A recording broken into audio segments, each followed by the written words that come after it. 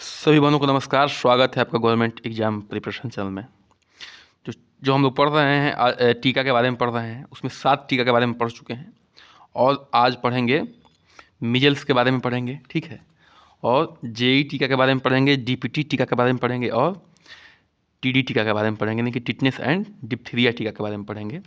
उसके बाद देखेंगे कि टीका के बाद क्या बचाव करना चाहिए और क्या ध्यान रखना चाहिए, ठीक है।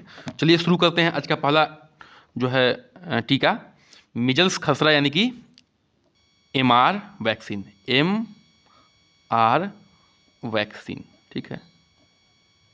अब देखिए, MR का मतलब होता है मीजल्स, R का मतलब होता है रूबेला वैक्सीन, ठीक है। तो मीजल्स यानी कि खसरा या MR वैक्सीन, इसका पहला डोज 9 से 12 महीने पर दिया जाता है और दूसरा डोज दिया जाता है 16 से 24 महीने पे। आप लोग दोबारा सुन लीजिए कि MR वैक्सीन का फुल फॉर्म है मीजल्स रूबेला वैक्सीन, और पहला डोज 9 से 12 महीने पे और दूसरा डोज 16 से 12 महीने पे दिया जाता है। और ये किससे बचाव के लिए होता है? ये होता है मीजल्स एंड रूबेला से बचाव के लिए होता है। डोज जो होता है वो 0.5 ml का होता है। क्या होता है? डोज 0.5 ml का होता है। चलिए इसको मीजल्स और रूबेला को देख लेते हैं कि होता कैसा है। ये देखिए, ये है मीजल्स रूबेला का सिम्टम। इसमें पूरे शरीर पे लाल चकता चकता रेसेज पड़ जाते हैं, और ये खाली पीठ पे ही नहीं है, पूरे शरीर पे होता है, ठीक है। ये लगभग मीजल्स और रूबेला दोनों में यही सिम्टम्स होता है, और ये इसको वैक्सीन के द्वारा क्या किया जा सकता है, इम्यून सिस्टम को बूस्ट करके रोका जा सकता है। तो इस तरह से आप जब रोगों के बारे में जान जाएं कि हम मीजल्स रूबेला दिखता कैसा है, कैसा होता है, तो थोड़ा सा आसान हो जाती हैं चीज़ें। और ये सब मतलब कि कहने का मतलब हर चीज़ बुक्स में नहीं दे सकते, बुक्स बहुत मोटी हो जाती है, तो मैं आपके लिए अलग से ला देता हूँ कि आसानी से आपको समझ में आ जाए, ठीक है। चलिए थोड़ा सा उसके बारे में हम लोग क्या कर लेते हैं, जानकारी ले लेते हैं और पढ़ लेते हैं। अब देखिए, ठीक है, मीजल्स के बारे में, बच्चों को मीजल्स से बचाने के लिए मीजल्स वैक्सीन का उपयोग किया जाता है। मीजल्स आप देख चुके हैं, बच्चों को मीजल्स से बचाने के लिए मीजल्स वैक्सीन का उपयोग किया जाता है। कुछ राज्यों में मीजल्स और रूबेला संक्रमण से बचाने के लिए मीजल्स और रूबेला की संयुक्त वैक्सीन दी जाती है। कुछ राज्यों में मीजल्स और रूबेला से बचाने के लिए क्या की जाती है, संयुक्त मतलब एक ही वैक्सीन में जाता है, दी जाती है। और लगभग देखिए, मीजल्स और रूबेला का सिम्टम लगभग एक ही जैसा है, थोड़ा बहुत का अंतर है, पूरे शरीर पर लाल लाल चकता चकता हो जाता है, ठीक है। वैक्सीन देने का समय क्या होता है, देख लीजिए। मीजल्स या MR मतलब कि मीजल्स रूबेला वैक्सीन का पहली खुराक 9 महीने पूरे होने से 12 महीने, यदि, ठीक है, 9 महीने पूरा होने से 12 महीने के, यानी कि यदि 9 से 12 महीने के उम्र में नहीं दी जाती है तो 5 वर्ष तक दी जा सकती है। मतलब कि 5 वर्ष तक दे दीजिए, कभी कहने का मतलब, लेकिन बेस्ट रहेगा कि पहली खुराक 9 से 12 महीने के बीच में दे दी जाए, तथा दूसरी खुराक 16 से 24 महीने की अवस्था में दे दी जानी चाहिए। पहली खुराक 9 से 12 महीने में और दूसरी खुराक 16 से 24 महीने में दी जानी चाहिए। वैक्सीन का तरीका क्या है? वैक्सीन का तरीका मीजल्स वैक्सीन को दाहिनी बाईं बाह के ऊपरी हिस्से में अधो त्वचा के नीचे माध्यम से दिया जाता है। दाहिनी बाह में दिया जाता है, ऊपरी हिस्से में, ठीक है। बाह के ये बाह है, इसका ऊपरी हिस्से में दिया जाता है यहाँ पे, और त्वचा के नीचे दिया जाता है। तो इस तरह से हम लोग पढ़ चुके हैं कि मीजल्स रूबेला क्या होता है, लाल लाल चकता चकता बच्चे को होता है। पहला डोज 9 से 12 महीने में दिया जाता है, दूसरा डोज 16 से 24 महीने 16 से 24 महीने में दिया जाता है। यह वैक्सीन मीजल और रूबेला से बचाता है, ठीक है। और कुछ राज्यों में इसको मतलब कि दोनों एक ही साथ संयुक्त रूप से दे दिया जाता है, ठीक है।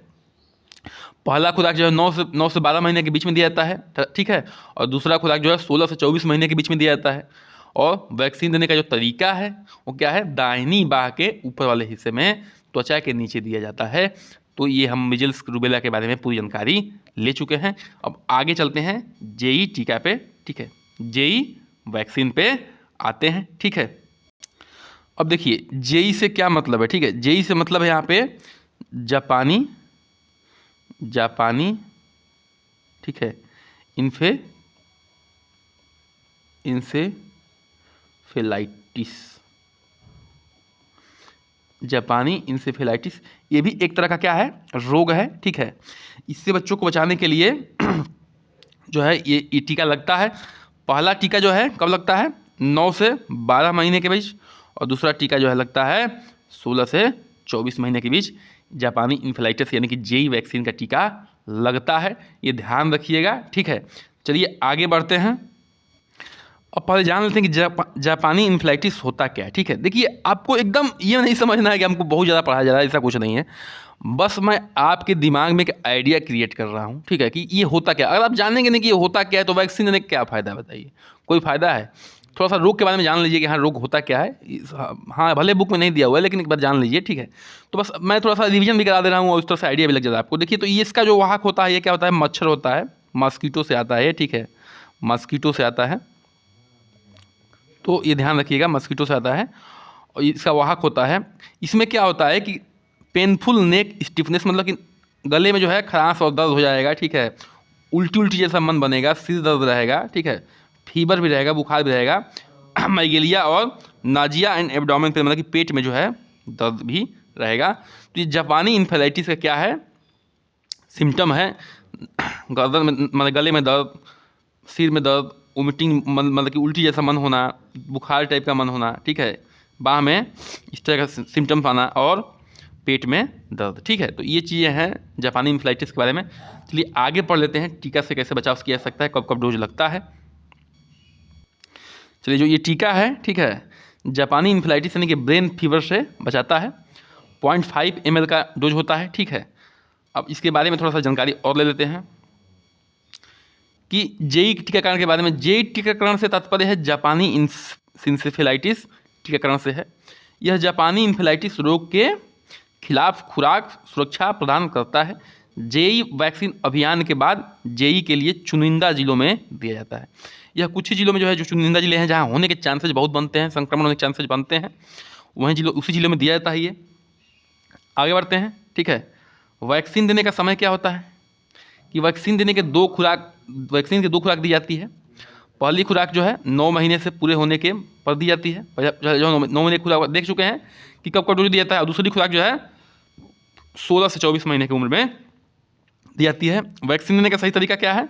लाइव एन्यूटेड वैक्सीन, जीवंत तनुकृत वैक्सीन होता है ये। बाई ऊपरी बाँ से अधः त्वचा के इंजेक्शन के त्वचा के नीचे इंजेक्शन के, मतलब कि इंजेक्शन के माध्यम से दिया जाता है। और नासित वैक्सीन, ठीक है, कर दिया जाता है। आगे देखते हैं, कुमध्य जांघ के आगे बाहरी हिस्से में अंतरापेशी इंजेक्शन को शरीर के अंदर गहरे मौजूद मांसपेशियों में पहुंचाया जाता के माध्यम से दिया जाता है, ठीक है। तो कहने का मतलब, इसको आप लोग देख चुके हैं कि जापानी इन्फ्लुएंजा क्या होता है, ठीक है। तो हम लोग जो है जापानी इन्फ्लुएंजा के बारे में पढ़ चुके हैं, ठीक है। क्या पढ़े हैं कि पहला डोज जो है 9 से 12 महीने में दिया जाता है, दूसरा डोज जो है 16 से 24 महीने में दिया जाता है, ठीक है, के बीच में दिया जाता है। मतलब ये जो है, ये क्या करता है, और ये जो है, मतलब कि जो टीकाकरण है वो जापानी इन्फ्लुएंजा के इन्फेक्शन से बचाता है और ख़ास तौर से चुनिंदा जिलों में ही दिया जाता है। और इसके 2 टीके लगते हैं। एक तो जो है, देखिए यहाँ पे लिखा हुआ है 2 टीके लगते हैं। एक जो है, जो जीवंत टीका है, लाइव एंटीन्यूएडेड वैक्सीन, वो लगता है बाईं बाह के ऊपरी भाग में, और दूसरा जो लगता है मध्य जांघ के अगले भाग में लगता है, जिसको कहते हैं नासित वैक्सीन या किल्ड वैक्सीन कहते हैं। मतलब दो टीका लगता है इसी जेई का, मतलब कि जापानी इन्फ्लुएंजा का, ये ध्यान रखिएगा, ठीक है। चलिए आगे बढ़ते हैं, किस पे आते हैं डीपीटी बूस्टर पे आते हैं, ठीक है। डीपीटी बूस्टर पे आते हैं। डीपीटी बूस्टर क्या होता है? तो देखिए, जो डीपीटी है, डीपीटी बूस्टर, ठीक है, उसके बारे में जानकारी लेते हैं। डीपीटी एक संयुक्त वैक्सीन है। यह बच्चों में डिप्थीरिया, टिटनेस और काली खांसी, जिसको पर्टूसिस भी कहते हैं, से बचाती है। किस बचाती है? डिप्थीरिया से, टिटनेस से और काली खांसी से बचाती है। तो तीनों रोगों को देख लेते हैं कि डिप्थीरिया क्या होता है, टिटनेस क्या होता है, काली खांसी क्या होती है। उसके बाद जो है थोड़ा सा इस वैक्सीन के बारे में हम लोग जान लेंगे, ठीक है। चलिए आगे देखते हैं। अब देखिए, जो डिप्थीरिया वाला पार्ट है, ठीक है, डिप्थीरिया वाला जो रोग है उसमें क्या होता है, जो टॉन्सिल वाला ये पार्ट होता है, उसमें देखिए एक घाव सा बन जाता है, कैसा स्थिति हो गया है, ठीक है। तो ये केस में जो है गले में जो टॉन्सिल वाला पार्ट है, उसमें जो है ऐसी कंडीशन बन जाती है डिप्थीरिया केस में, ठीक है। चलिए अब थोड़ा सा टिटनेस के बारे में देख लेते हैं। 1 मिनट रुकिए, टिटनेस में आने से पहले फिर से थोड़ा सा डिप्थीरिया के बारे में जो सिम्टम है और भी सिम्टम्स है उसमें देख लेते हैं कि डिप्थीरिया के और सिम्टम्स क्या क्या हैं। उसमें देखिए क्या है कि सोर थ्रॉट मतलब कि गले में खराश, उसको आप देख चुके थे। स्वेलन ग्लैंड इन नेक, जो है ग्लैंड जो है नेक की जो कहती है स्वेल हो जाती है, मतलब सूज जाती है, उसमें सूजन आ जाती है। आगे देखते हैं बार्किंग कफ, मतलब कि कुकुर खांसी जैसा जो है आवाज़ आती है, खांसने पे जो है कुत्ते जैसा आवाज़ आती है। और रेसिंग हार्ट मतलब हो जाता है, हार्ट बीट जो है थोड़ा डिस्टर्ब हो जाता है। विजिंग एंड डिफिकल्टी ब्रीथिंग, सांस लेने में भी समस्या आती है, ठीक है। फीवर एंड चिल, मतलब कि बुखार आता है और ठंड लगती है। तो ये सब सारे कंडीशन जो है किसके हैं, डिप्थीरिया के हैं, ठीक है। टिटनेस वाला कंडीशन देख लेते हैं। और टिटनेस वाले कंडीशन में क्या होता है, देखिए जा जो है एकदम लॉक हो जाता है, ठीक है। हाथ की स्थिति देखिए, ये देखिए स्थिति, ठीक है। तो मतलब ये लॉक हो जाता है, अकड़ जाती है शरीर पूरी जो है, और इसका जो है इलाज बड़ा मुश्किल काम है। तो कहने का मतलब है कि अगर समय रहते सब ये सब बूस्टर डोज लग जाते हैं तो कितना बढ़िया रहता है, आपको अब समझ में आ रहा होगा, ठीक है। तो थोड़ा कुकुर खांसी के बारे में जानकारी लेते हैं। ये टिटनेस है, टिटनेस के बारे में देखिए। टिटनेस में क्या होता है, जा जो है जबड़ा लॉक हो जाता है, हाथ पैर जो है अकड़ जाता है, पूरा शरीर अकड़ जाती है इसमें, ठीक है। चलिए देख लेते हैं, आगे देख लेते हैं कुकुर खांसी के बारे में। अब देखिए जो बच्चों में काली खांसी होती है, जिसको क्या कहते हैं, जिसको अभी हम लोग कहते थे पर्टूसिस, ठीक है, पर्टूसिस भी कहते हैं, इससे काली खांसी भी कहते हैं। उसका क्या लक्षण है, नाक बहना, हल्का बुखार आना, ठीक है। नाक बहता, हल्का बुखार, थोड़ी थोड़ी खांसी आती है, ठीक है, थोड़ी थोड़ी खांसी आएगी, सांस लेने में समस्या होगी, दिक्कत होगी। और क्या है, उल्टी, और क्या होता है, उल्टी और जी घबराना और थकावट महसूस होना। ये सब जो है काली खांसी यानी कि पर्टूसिस के क्या है, सिम्टम है। अब जब हम पढ़ेंगे हम लोग तो क्या हो जाएगा, बिल्कुल जो है चीज़ें आसान नज़र आएंगी और थोड़ा समझने में भी मज़ा आएगा उसको, ठीक है। चलिए आगे बढ़ते हैं। तो हम लोग डीपीटी के बारे में पढ़ चुके हैं कि ये डिप्थीरिया, टिटनेस और काली खांसी से बचाती है। वैक्सीन देने का जो समय होता है, ठीक है, डीपीटी का जो वैक्सीन देने का समय होता है, वो डीपीटी वैक्सीन जो है 16 से 24 महीने की उम्र में दी जाती है। कब दी जाती है, 16 से 24 महीने की उम्र में दी जाती है, जिसे डीपीटी यानी कि पहली बूस्टर खुराक कहा जाता है। तथा डीपीटी का दूसरा बूस्टर खुराक जो है 5 से 6 वर्ष की उम्र में दी जाती है। पहला जो है 16 से 24 महीने के बीच में, और दूसरा जो है 5 से 6 वर्ष की उम्र में दी जाती है। अब तरीका देख लेते हैं इसका, ठीक है। वैक्सीन देने का तरीका क्या है कि डीपीटी की पहली बूस्टर खुराक जो है बाईं मध्य जांघ के आगे वो बाहरी हिस्से में अंतरापेशीय मतलब कि मांसपेशीय में इंजेक्शन के माध्यम से दी जाती है। डीपीटी का दूसरा जो बूस्टर खुराक होता है बाईं बाह के ऊपरी भाग में अंतरापेशीय इंजेक्शन के माध्यम से दी जाती है। देखिए इसमें जानना जरूरी है कि वैक्सीन कहाँ दी जाती है। तो पहला खुराक जो है बूस्टर खुराक बाईं मध्य जांघ में, ठीक है। दूसरा जो है बूस्टर खुराक बाईं बाह में, ठीक है, दी जाती है। तो ये सब जानना जरूरी है, और ठीक है। और ये सब हम लोग जान चुके हैं कि डीपीटी जो होता है डिप्थीरिया, टिटनेस और काली खांसी के बारे में होता है, ठीक है, वैक्सीन होता है। डीपीटी का फुल फॉर्म भी पूछ सकता है, ठीक है। तो आप सबको याद रखना है, डीपीटी के बारे में आपको सिम्टम बता दिया हूँ, टिटनेस के बारे में सिम्टम बता दिया हूँ, काली खांसी का सिम्टम बता दिया हूँ, और खुराक कब दिया जाता है, वैक्सीन देने का समय क्या होता है, वैक्सीन देने का तरीका क्या होता है, ये सब कुछ आपको बता दिया जा चुका है। अब क्या करना है, आपको हल्का सा रिवीजन करते रहना है, एक दो बार वीडियो देखना है, उसके बाद हल्का शार्ट नोट्स बना के रिवीजन करते रहिए। एग्जाम निकलेगा क्यों नहीं, ठीक है, एग्जाम तो निकलेगा ही निकलेगा, ठीक है। चलिए आगे बढ़ते हैं। टिटनेस एंड एडल्ट डिप्थीरिया पे आते हैं, ठीक है। Tetanus and adult diphtheria TD पे आते हैं। देखिए अब सारा सिम्टम्स हम लोग पढ़ चुके हैं, ठीक है, ये सारे सिम्टम्स हम लोग पढ़ चुके हैं, और जो है इसको टीडी कहते हैं, यानी कि tetanus and adult diphtheria vaccine कहते हैं। अब सारा जो है इसको बारे में पढ़ चुके हैं। अब जो है मतलब बारे में पढ़ने का मतलब है टिटनेस के बारे में पढ़ चुके हैं, एडल्ट डिप्थीरिया के बारे में पढ़ चुके हैं, सिम्टम जान चुके हैं। तो अब जो है थोड़ा सा टीडी टीका के बारे में पढ़ लेते हैं डायरेक्ट। देखिए इसका पहला डोज जो है बच्चों को 10 साल पे, दूसरा जो है 16 साल पे दिया जाता है। और प्रेग्नेंट वुमेन यानी कि जो गर्भवती महिला उसको कब दिया जाता है, पहला डोज अर्ली इन प्रेगनेंसी मतलब प्रेगनेंसी से मतलब कि शुरुआत में दिया जाता है। दूसरा डोज जो है 4 वीक आफ्टर मतलब कि 4 सप्ताह के बाद दिया जाता है।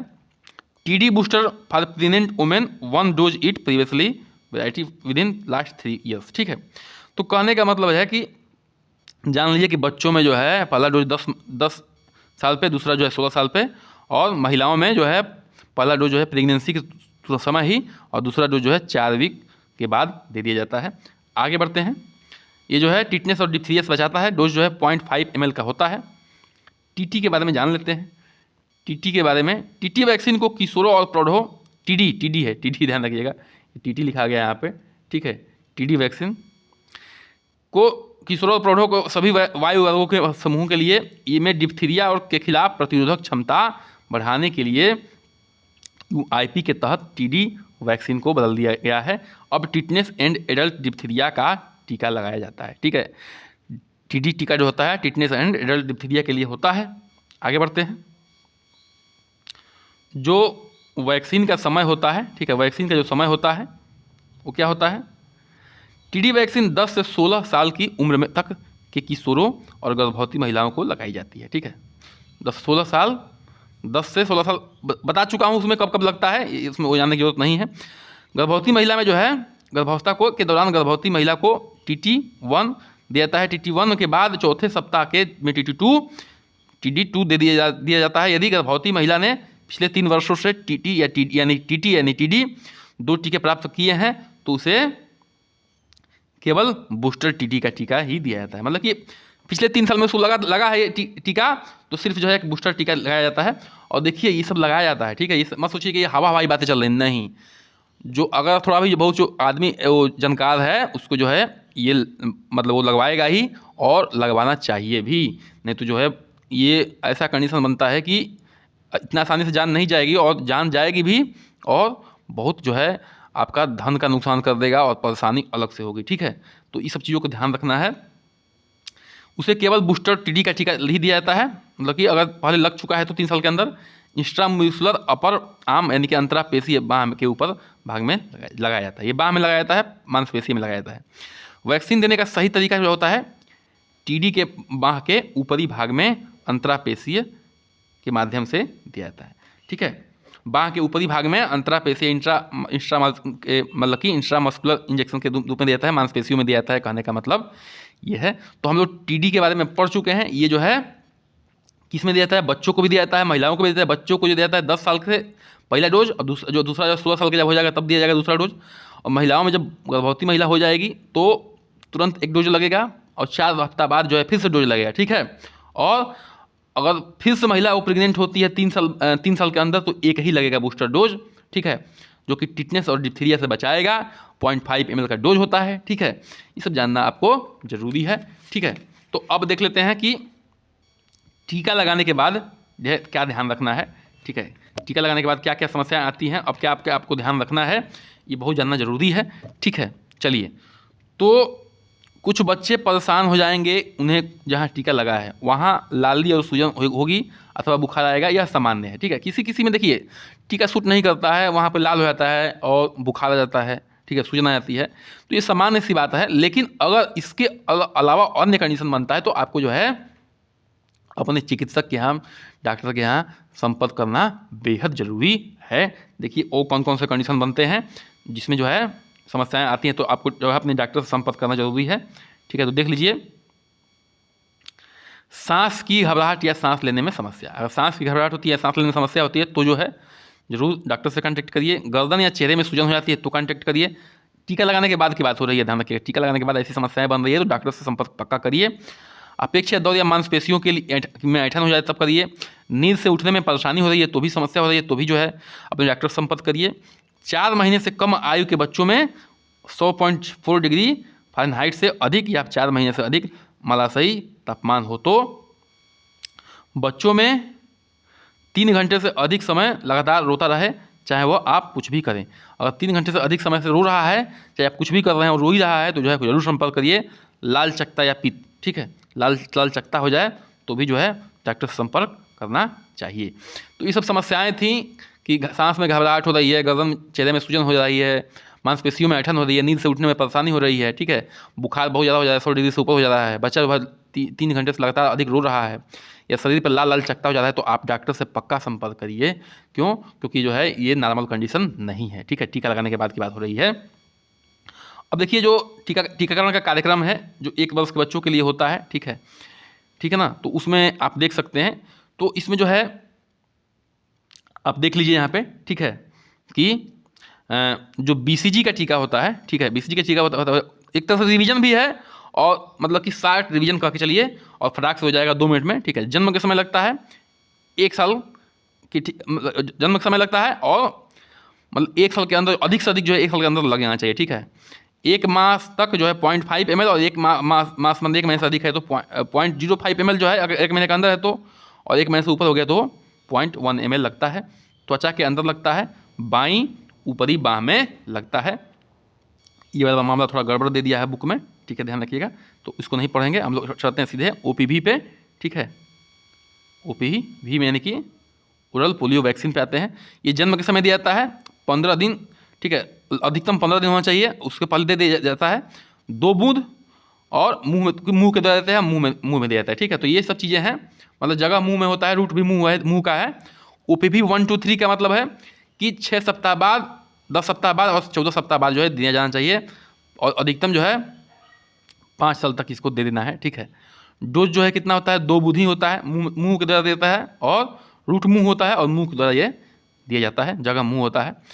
पेंटावालेंट जो है 1, 2, 3 यानी कि 6 सप्ताह में, फिर 10 सप्ताह में, फिर 14 सप्ताह में दिया जाता है, ठीक है। और समय 1 साल से लेके 1 साल तक दे दिया जाना चाहिए, ठीक है। और 0.5 ml डोज होता है, स्नायु के अंदर जांग में दिया जाता है, ठीक है, पेंटावालेंट। IPV 6 से 14 सप्ताह तक 1 साल के अंदर 0.5 ml होता है, त्वचा के अंदर। अधिकतम ये दिया हुआ है, अधिकतम, महत्तम मतलब होता है अधिकतम, ठीक है, महत्तम है अधिकतम, ठीक है, ये ध्यान रखिएगा, महत्तम है अधिकतम, ठीक है। और 0.5 ml जो होता है त्वचा के अंदर दिया जाता है और दाईं बाह में दिया जाता है। रोटा वायरस वैक्सीन के बारे में पढ़ लेते हैं। ये 6 सप्ताह, 10 सप्ताह, 14 सप्ताह। देखिए 6, 10, 14 जो है बड़ा इंपॉर्टेंट है वैक्सीन के मामले में, इसको याद रखिएगा। लेकिन कहाँ कहाँ ये भी ध्यान रखना है, ठीक है, बस ऐसे याद नहीं रख लेना है।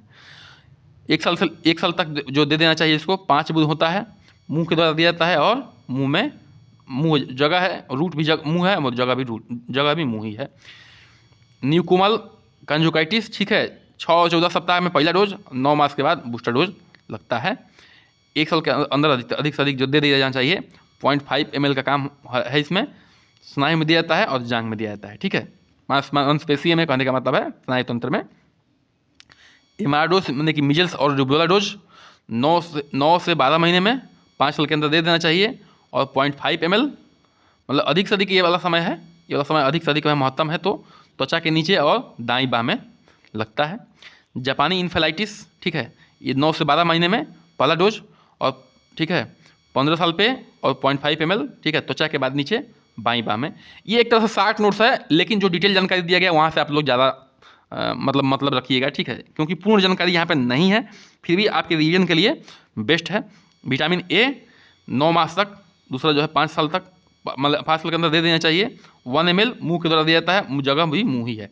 तो कहने का मतलब है कि सब कुछ जो है हम लोग क्या कर चुके हैं, डिटेल में पढ़ चुके हैं। यहाँ पे थोड़ा सा हेपेटाइटिस B के बारे में गलत दे दिया गया, हेपेटाइटिस B में मुंह में नहीं दिया जाता है, बाकी अन्य चीज़ें ठीक है। तो आप लोग ध्यान दे लीजिएगा और कृपया करके बहनों चैनल को सब्सक्राइब कर दीजिए, लाइक कर दीजिए, शेयर कर दीजिए, कमेंट कर दीजिए। इसी के साथ आज का सेशन करते हैं समाप्त। नमस्कार, जय हिंद।